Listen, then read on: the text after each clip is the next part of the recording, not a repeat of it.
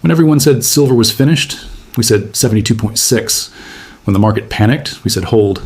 When analysts looked away, we were already watching something build beneath the surface, something quiet, something institutional, something that most people, even professionals, completely missed. And now, Comex is under pressure it hasn't seen in years. The East-West premium has cracked open to $11, and the U.S. price floor is holding in a way that only happens before something very significant moves. $79 isn't a prediction anymore. It's a structural conclusion.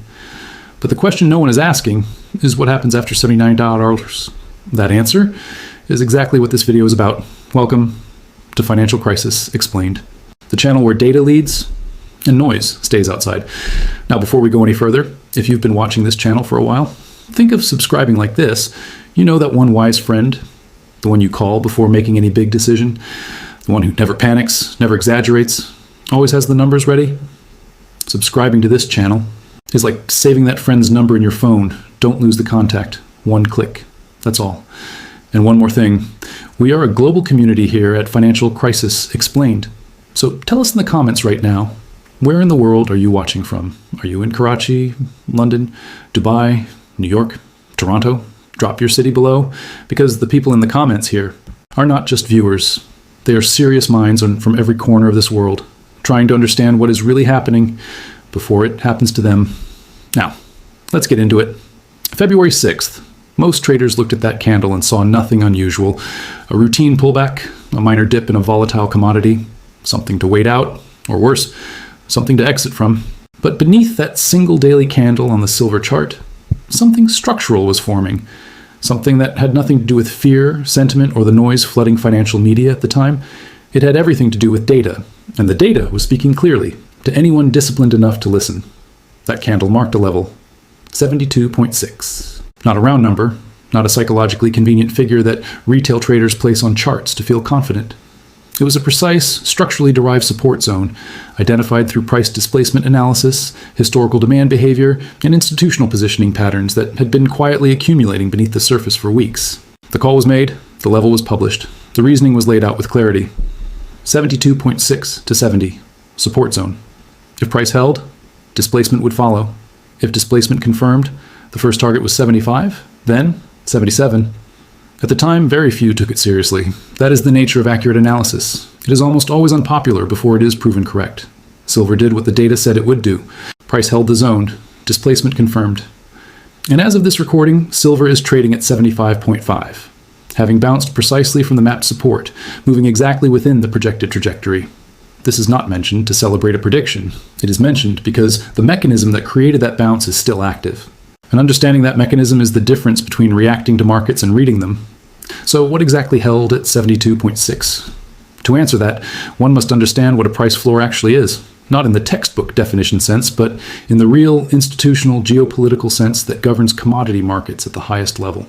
A price floor in silver is not simply a technical support line drawn on a chart. It is the convergence of multiple structural forces, all arriving at the same price zone, all defending the same level for different but interconnected reasons. At 72.6, three forces met simultaneously. Industrial demand floors. Silver is not merely a monetary metal. It is an industrial input, embedded in solar panels, semiconductors, medical equipment, and defense manufacturing. At 72.6, the price had fallen to a level where large industrial consumers, operating on long-term procurement contracts, found it economically rational to accelerate purchases. This created a natural demand wall that absorption-based selling could not easily penetrate. Monetary policy positioning. With the Federal Reserve navigating one of the most complex interest rate environments in modern history, institutional money managers were quietly rotating into hard assets as insurance against policy error. Silver, historically undervalued relative to gold at this ratio, became an increasingly attractive vehicle. The 72.6 zone aligned with valuation models that several large funds had been monitoring for months. Comex structural pressure, perhaps the most critical and least discussed force. The Comex, the primary exchange where silver futures are traded in the United States, was showing early signs of a supply-demand imbalance that experienced tape readers recognize immediately. Open interest was elevated, warehouse stock levels were declining, and the gap between paper silver contracts and physical delivery capacity was beginning to widen in a way that historically precedes significant upward price movement. All three of these forces converged at 72.6. That is why the level held, That is why the bounce was not a surprise to those who were reading the actual data, rather than following the narrative being constructed around it. Now, silver sits at 75.5. The first target has been reached. The structure remains intact, and the same forces that created the floor at 72.6 are now pushing price toward the next significant threshold. Then 78.2. And beyond that, a target that the data is now beginning to point toward with increasing clarity, $79. But to understand why $79 is not speculation, one must first understand what is happening inside the architecture of the U.S. price floor itself. And that is exactly where part 2 begins. What the market built beneath the surface: tone, investigative, methodical, like peeling back layers of a classified document. Most people look at a price chart and see lines. Professionals look at the same chart and see architecture. And right now, beneath silver's current price action, there's an architectural structure being built, quietly, deliberately, and with a precision that does not happen by accident. It happens by design. Understanding that design is not optional for serious market participants in 2025. It is survival-level intelligence. Let us start with a question that almost no financial commentator is asking directly. Why would a price floor form at 72.6? Specifically, not 70, not 75, not a clean, comfortable round number that makes for easy headlines. 72.6. Random numbers do not become floors in institutional commodity markets. Every significant support level in a mature market like silver has a story behind it, a confluence of forces that arrive at that exact coordinate on the price map and refuse to let it break. To read the floor correctly, one must read the forces that built it. And in silver's case, those forces are operating on 3 distinct levels simultaneously: policy, industry, and geography. Each one powerful on its own, but together forming something that resembles less a support line and more a structural wall: the policy layer. The United States is currently operating inside a monetary environment that has no clean historical precedent. Interest rates were raised aggressively to combat inflation. The Federal Reserve's balance sheet remains historically elevated, and the conversation around rate cuts, when they come, how deep they go, and what they signal to global markets, has created a sustained undercurrent of institutional uncertainty that does not resolve quickly. In environments like this, hard assets do not simply become attractive, they become necessary. Silver, sitting at the intersection of monetary metal and industrial commodity, absorbs both dimensions of that institutional need.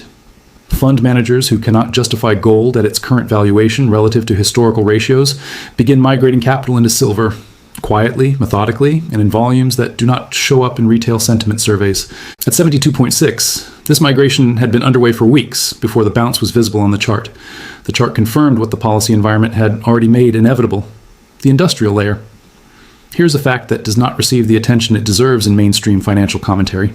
Silver is disappearing into the industrial supply chain at a rate that the current mining output cannot sustainably replace. Solar panel manufacturing alone consumed over 200 million ounces of silver in recent years, a figure that continues to climb as global green energy commitments accelerate procurement timelines. Add to this the semiconductor industry's expanding silver requirements, the defense sector's growing dependence on silver-based components, and the medical technology industry's increasing use of silver in antimicrobial applications. The result is a supply-demand equation that tilts, structurally and irreversibly, toward tighter physical availability over time. At 72.6, industrial buyers operating on forward procurement models recognized that price had fallen into a range where locking in supply made immediate economic sense. They bought quietly in size. And that buying, invisible to most retail participants, became the foundation of the floor, the geographic layer. This is where the analysis becomes particularly significant.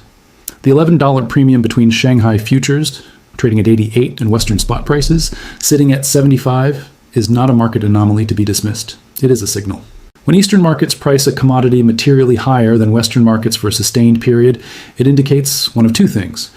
Either Eastern demand is structurally exceeding available Eastern supply, or sophisticated Eastern institutional participants are pricing in a future Western price adjustment that has not yet occurred. In silver's current situation, both appear to be simultaneously true. Chinese industrial demand for silver is accelerating. Shanghai warehouse levels are tightening, and the premium that Eastern futures are commanding over Western spot prices represents, in practical terms, a forward pricing signal. The East telling the West where silver is going before the West's own price discovery mechanism catches up. This geographic divergence has historically preceded significant Western price movements. It preceded the 2010-2011 silver rally. It is present again now. 3 layers, 1 floor, 1 price, 72.6. But understanding the floor is only half the equation. Because a floor by itself does not create a $79 target. What creates a $79 target is what is happening inside the Comex itself. A mechanism so specific, so technical, and so consequential that most investors, even experienced ones, do not fully understand it until they are watching it unfold in real time. That mechanism has a name, the squeeze. And part 3 is where it gets exposed completely. How paper silver becomes a physical crisis. Tone, precise, calculated, like a forensic investigator presenting evidence in a silent courtroom. There is a word that institutional traders use quietly among themselves. A word that, when it appears in internal risk reports, causes senior portfolio managers to sit up straighter. A word that has, on multiple occasions throughout modern financial history, preceded some of the most violent, most sudden, and most consequential price movements ever recorded in commodity markets. That word is squeeze. And right now, inside the architecture of the Comex, one is building. To understand what a Comex squeeze actually is, not in the simplified version that circulates on financial social media, but in the precise mechanical sense that drives real institutional behavior, one must first understand what the Comex actually does. The Comex, the commodity exchange division of the Chicago Mercantile Exchange, is the primary marketplace where silver futures contracts are bought and sold in the United States. A futures contract is, at its core, a legal agreement, a commitment to buy or sell a specific quantity of silver, in this case, 5,000 troy ounces per standard contract, at a predetermined price on a predetermined future date. The critical detail that most retail participants overlook is this: the vast majority of Comex silver futures contracts are never settled with physical silver. They are cash settled, rolled forward, closed before delivery is required. The system operates on an implicit assumption that the number of contracts outstanding at any given time will always remain comfortably larger than the physical silver available for actual delivery. This assumption is the foundation of the entire paper silver market. And when that assumption begins to crack, the squeeze begins. Here is the precise mechanism. As open interest on Comex silver futures remains elevated, meaning large numbers of contracts remain outstanding as delivery windows approach, the exchange faces a calculation that becomes increasingly uncomfortable. How many of these contract holders will actually demand physical delivery? Historically, the answer is a small percentage, manageable, predictable. But when physical demand rises simultaneously, when industrial buyers, sovereign entities, and institutional funds begin pulling silver out of Comex registered warehouses at an accelerating rate, the cushion between paper contracts and physical availability narrows. Warehouse stock levels at Comex registered vaults have been declining. Not dramatically, not in a way that triggers mainstream headlines, but in a way that experienced commodity analysts, the ones who read the daily warehouse reports that most investors never open, have been watching with increasing attention. When that cushion narrows below a critical threshold, something specific happens. Entities holding short positions, those who have sold silver futures contracts they do not own physical silver to back, begin facing a calculation they cannot easily escape. To close their positions, they must buy. And when everyone holding a short position is forced to buy simultaneously, in a market where physical supply is simultaneously tightening, the price does not move gradually, it accelerates. History has seen this before. In 1980, the Hunt brothers accumulated such a significant portion of the silver market that Comex was forced to change its own rules mid-squeeze, limiting new purchases and triggering a controlled collapse. The price had risen from under $10 to nearly $50 per ounce within months before the intervention. In 2011, silver moved from approximately $18 to $49 in under 8 months, driven in significant part by physical demand, overwhelming paper supply assumptions at the exchange level. The east-west premium divergence that preceded that move bears a structural resemblance to what is observable today. These are not ancient market anomalies being referenced for dramatic effect. They are documented case studies in what happens when the gap between paper silver and physical silver becomes impossible for the market to ignore. Now examine the current data. Comex registered silver inventory, the silver actually available for delivery against futures contracts, has been trending downward in recent months, while open interest has remained stubbornly elevated. The spread between Comex futures and spot prices has been behaving in ways that suggest delivery pressure rather than speculative positioning. And the $11 east-west premium identified in Part 2 is not easing, it is holding. In a functioning balanced silver market, arbitrage would close that gap efficiently and quickly. Capital would flow from west to east, physical silver would rebalance, and the premium would compress towards zero over a short period. That compression is not happening. which means one of two things. Either the physical silver required to close that arbitrage gap does not exist in sufficient quantity to satisfy both Eastern demand and Western delivery obligations simultaneously, or the institutional participants who would normally execute that arbitrage have already concluded that the Western price is going higher and are holding their positions accordingly. Both interpretations point toward the same destination, $79. But here is what separates disciplined analysis from convenient narrative. The squeeze is not guaranteed to complete simply because its conditions are present. There are levels that must hold. There are catalysts that must not misfire. There are macro forces, monetary policy decisions, geopolitical developments, and institutional positioning shifts that can delay, complicate, or in extreme cases, temporarily reverse even the most structurally sound price thesis. The 74.8 to 73.9 zone remains critical. Body closures below 73.9 would indicate that the squeeze is losing pressure before it reaches its target. Wicks into that zone are acceptable, the market testing liquidity, as it always does before a significant move. But bodies closing below it would demand a reassessment of the entire thesis. February 6th remains the anchor. That candle does not get abandoned simply because short-term volatility creates discomfort. It gets abandoned only if the data says so. And right now, the data is not saying that. The squeeze is building. The floor is holding. The premium is signaling. And $79, which began as a structural target derived from price architecture and institutional positioning data, is beginning to look less like a forecast and more like a scheduled appointment. But before that appointment arrives, there is one final layer of this analysis that must be examined: the macro forces gathering above this market, the FOMC, the dollar, the risk catalysts that could accelerate everything or complicate it at the worst possible moment. That is the territory of Part 4, and it is where this analysis reaches its most consequential conclusion. Separating signal from noise in a volatile market. Tone, measured, definitive, like a senior analyst delivering a final briefing before a critical decision. Every market thesis has a moment of truth, not the moment when the price moves in your favor, not the moment when the prediction is validated publicly. The real moment of truth arrives before any of that. It arrives in the quiet space between analysis and action, where serious decision makers sit with the data, remove every emotional bias from the equation, and ask one single question with complete honesty. Does the evidence actually support the conclusion? For silver's $79 target, the answer, when examined with discipline and without agenda, is yes, but not unconditionally, and understanding those conditions is precisely what separates informed participation from expensive assumption. The bull case, built on structure, not hope. The $79 target did not emerge from optimism. It emerged from a sequence of converging structural signals that have been examined across three distinct analytical layers in this series. The price floor at 72.6, the institutional demand accumulation visible in Comex positioning data, the east-west premium divergence signaling physical supply stress, and the squeeze mechanism now visibly building pressure inside the exchange architecture itself.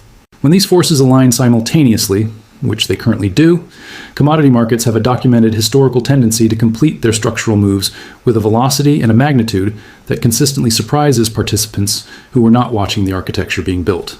The intermediate resistance gates are clearly defined. 77 is the first significant test. This level represents a zone where short-term profit-taking by early institutional entrants is likely to create temporary selling pressure. A clean break above 77, confirmed by body closures, not just wicks, would signal that buying pressure has sufficient depth to absorb that distribution without structural damage. 78.2 is the second gate, more significant, more contested.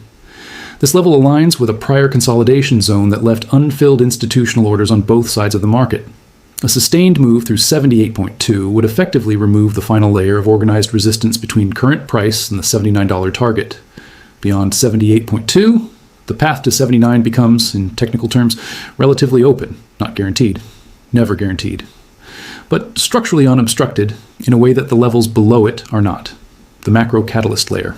No commodity price analysis in the current environment is complete without addressing the macroeconomic forces operating above the technical structure. The FOMC, the Federal Open Market Committee, represents perhaps the single most consequential external variable in silver's immediate trajectory. When the Federal Reserve releases minutes, statements, or signals regarding interest rate direction, the impact on silver is not indirect. It is immediate and mechanical.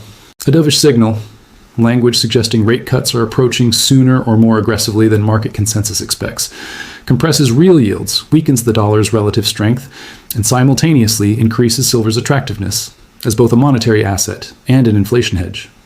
In practical terms, a dovish FOMC surprise in the current environment could function as the exact external catalyst needed to push silver through the 77 resistance gate with enough momentum to reach 78.2 without significant pause. A hawkish surprise, language suggesting rates remain elevated for longer, would create headwinds. Not necessarily enough to invalidate the structural thesis, but enough to compress the timeline and increase the probability of a temporary retest of the 74.8 to 73.9 support zone before the upward move resumes. Serious decision makers do not ignore this variable. They build it into their scenario planning before the event occurs, not after. The dollar dimension. Silver is priced in US dollars. This is a statement so obvious that its implications are frequently underestimated. The dollar index, DXY, has been navigating a complex consolidation pattern that reflects the same underlying uncertainty driving institutional silver accumulation. A sustained DXY decline from current levels would provide silver with an additional mechanical tailwind that compounds the structural buying pressure already identified. Historically, the most powerful silver rallies have occurred during periods when dollar weakness and physical supply stress arrive simultaneously. Both conditions are currently present or approaching. That convergence is not coincidental. It is the same macro architecture that preceded the 2010-2011 move, the same move that took silver from the mid-teens to nearly $49 before the paper market's structural interventions brought it back. The scale may differ. The mechanism does not. The invalidation framework. Here is where serious analysis distinguishes itself permanently from motivated commentary. A credible $79 thesis requires an equally credible invalidation framework, specific, predefined conditions under which the thesis is acknowledged as incorrect and reassessed without ego or hesitation. The framework is precise. First level of concern, price wicks below 74.8. Acceptable as liquidity testing behavior, monitor closely, but do not reassess the thesis. First level of invalidation, a daily candle body closing below 73.9. This signals that selling pressure has overcome the structural demand wall identified at the floor. The squeeze thesis weakens materially. Risk parameters tighten immediately. Full thesis invalidation. A sustained body closure below 72.6. The original February 6th anchor candle. If price returns to and closes below the level that initiated this entire analysis, the structural argument is no longer intact. The data has spoken against the conclusion, and the conclusion must change accordingly. This is not pessimism. This is the discipline that makes every other analysis in this framework credible. Without defined invalidation conditions, a thesis is not analysis. It is belief. And belief, no matter how confidently expressed, has no place in serious economic decision-making. What serious decision-makers should be monitoring. Not the headlines, not the sentiment surveys, not the social media commentary that mistakes volume for accuracy. The specific data points that matter in the days and weeks ahead are these. Comex warehouse inventory reports, published daily, tracking whether registered silver stocks continue declining or stabilize. Continued decline accelerates the squeeze timeline. Stabilization suggests the pressure is easing before completion. The East-West premium, watching whether the $11 Shanghai to Western gap compresses or expands. Expansion signals accelerating Eastern demand and increasing Western price adjustment pressure. Compression signals arbitrage capital has found a path to rebalance supply. Daily candle structure on silver, specifically body behavior at 74.8, 77, and 78.2. The wicks tell you where the market is testing. The bodies tell you where the market is deciding. And the FOMC communication calendar, because in a market, this finely balance between structural bull pressure and macro headwinds, central bank language is not background noise. It is a primary variable. Silver predicted at 72.6, silver confirmed at 75.5. Structure intact, squeeze building, floor holding, premium signaling, macro catalysts approaching. $79 is not where this story ends. It is where the next chapter begins. And for those who have been watching the architecture being built, layer by layer, data point by data point, across every part of this analysis, the question was never really whether silver reaches $79. The question is whether you understood why before it happened. That understanding is the only edge that actually matters.